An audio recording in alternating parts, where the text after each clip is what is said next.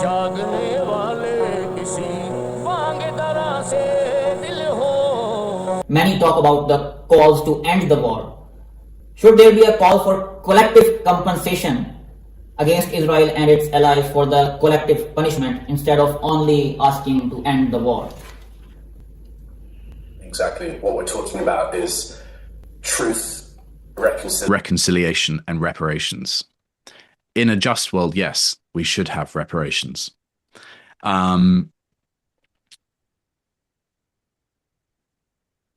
Israel, it's often said by analysts that Israel couldn't do this if the Americans or if Trump ultimately objected to it and was willing to turn off the arms supplies, for example.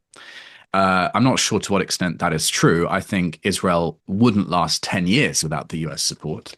But it may be able to continue like a mad, rabid dog for 5 years without American support.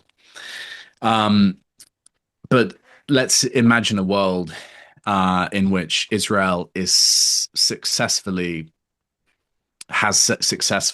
become the Israeli apartheid, just like the South African apartheid image was rendered. I think we're pretty much already there in terms of the international popular consensus. That is to say that I think global populations see that for what it is.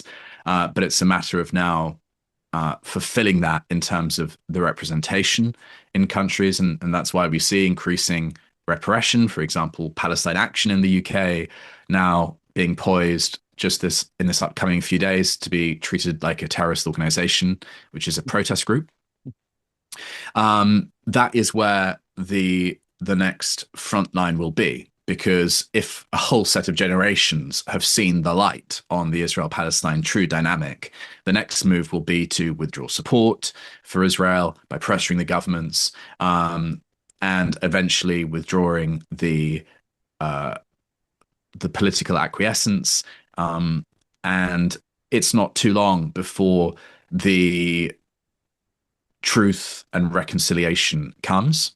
In terms of the compensation, in a just world, we would have reparations. Let's see. We've got a long way to go still.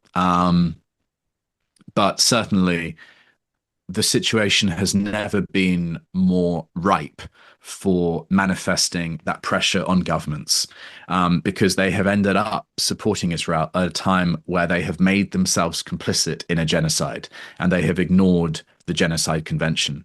And again, I keep focusing on the UK political frontline because that's one of the spaces I watch the most. But the proposal by Jeremy Corbyn MP to have a public inquiry, I believe it's a public inquiry is the formulation, into complicity on the Israel question, is absolutely directly the kind of next intervention that will cause a change in the UK. Because if you can effectively set a fire under Sir Keir Starmer's behind, that he is actively worried that his government will be found to be in breach of international law by the UK courts because of complicity, or not, or failing to meet obligations to prevent genocide from all it can do from the UK side. That is exactly the kind of thing where we could suddenly see a rapid change in terms of dominoes fall in Europe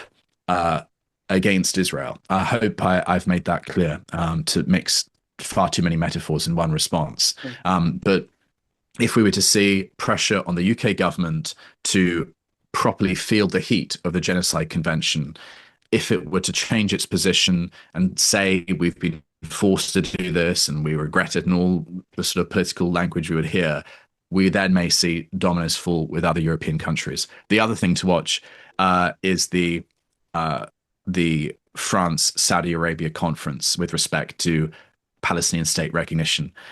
That's another tract, although I have somehow less hope about it, but that's another key tract to watch this summer.